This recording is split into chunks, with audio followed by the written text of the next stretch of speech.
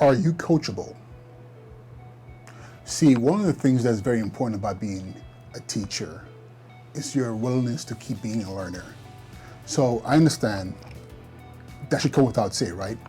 You are an educator, you are in education, learning is what you facilitate, so automatically you're always learning as well.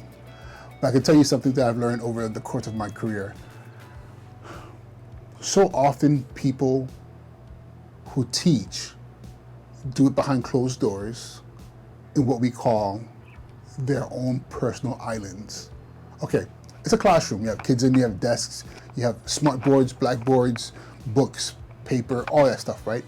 But for a lot of teachers, their classroom is their own personal island. And the philosophy is this: I'm in my class, I'm doing what I need to do, don't worry about me, and that should be it. Let me tell you something. When I came into education all those many years ago, I remember off the bat knowing that I didn't know what I didn't know. And there was a teacher, never forget her, Miss Friedman. Miss Friedman. She was the special education department chair. She was the IEP teacher. She was the coordinator. And she was kind of like did everything, you know. And these roles might seem like they should all be encompassed in one. But when you have a school with a sizable population of students with disabilities and IEPs, you need certain people to do those roles individually. And she was doing all of it.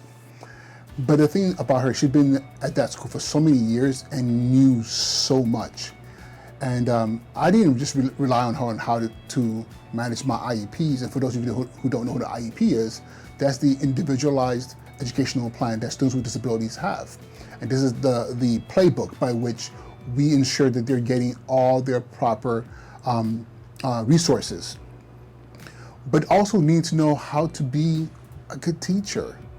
Like, am I doing this right? You know, is the things that I was told in my graduate program and in my teacher academy, were these things the things that would facilitate the optimal learning environment for my students? I didn't know.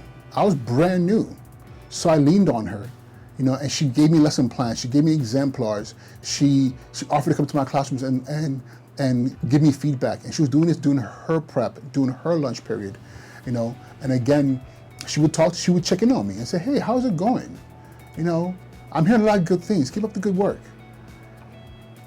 She became a mentor, and she probably doesn't even know it. I've lost contact with her, and I should reach out to. That was my first school 17 years ago. I should reach out and find out.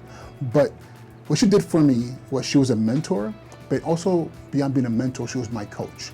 Mentor in the space that she was someone who'd been doing it long enough that I trusted her instincts. I could see the way she moved. I could see how students responded to her, how her colleagues, the administration, you know, responded to her, as well as parents. So I knew there's someone who had a wealth of experience that I could learn from and I could harness. But also, I had to be coachable. You know, I had to be okay with being wrong. I had to be okay with trying things that might not feel right, you know, as a teacher, or even as just a human being who they're uncomfortable. There are things that I'm just not good at, you know. I remember when I first started teaching, like planning from scratch was horrendous for me, like, because I just felt like I was missing something. So she really pushed me to rethink about every student in the classroom, their needs, using a framework, building from a unit into a lesson plan. Like, these things were things that I later on got really good at, and I really appreciate it because I saw a lot of my colleagues going on the internet, downloading lesson plans, changing their names or just making minor modifications. But because I took ownership of what I was doing in the classroom, that's what happened. I got pretty decent at it. But not only that, as a leader, same thing. When I became a dean, you know, I had to learn how to be, not learn how to be, I was coachable. So being coachable was very, very important to me because even though I was good at what I did instinctually as a dean, you know, I will never forget And this person's name, I'll protect their identity, but I went to a school where the dean was becoming the assistant principal, and I stepped into filling that role. And this person, who now is a superintendent actually, and a well-acclaimed superintendent, was someone who would give me like nuggets. Think about it this way. What about doing it this? And the funny thing, in that environment, I had already been a dean in another school where I was successful. So I was coming into this particular space, and I could have been like my ego, like, listen, I know what I'm doing, I'm not gonna listen to you. But I listened, because one of the things I've learned over the course of my career, you don't know what you don't know, and often until it's too late. So I always took advantage of that. I learned and I learned. And when I became an assistant principal, same thing. I learned, even if I was learning what not to do, I was always learning, and I was always asking to be coached. When I became principal, listen, I bothered the heck out of my deputy superintendent and my superintendent, and because I wanted to make sure I was doing it right.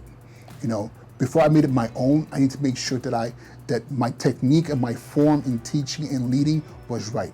So I'm saying this again to all of you who are watching this video. Whether you're a teacher, you're a teacher leader, you're an administrator, whether you're a rookie, mid-career or veteran, first of all, you have to be willing to be mentored. Find a mentor, someone who's been doing it longer than you and has been successful at it that you can learn from. Then number two, you have to be willing to be coachable. If you're wrong, you're wrong. If you could get better, you can get better. Take the feedback, sit with it, learn from it. And hopefully down the road, you'll become somebody's mentor, and you'll be coaching someone as well. And when I started being a mentor, I started being a coach to others, guess what happened? I literally 10x'd my skill sets, because now I can reflect on what I was doing based on what I was telling others. So again, you have to be willing to be mentored, and you definitely have to be coachable. All right?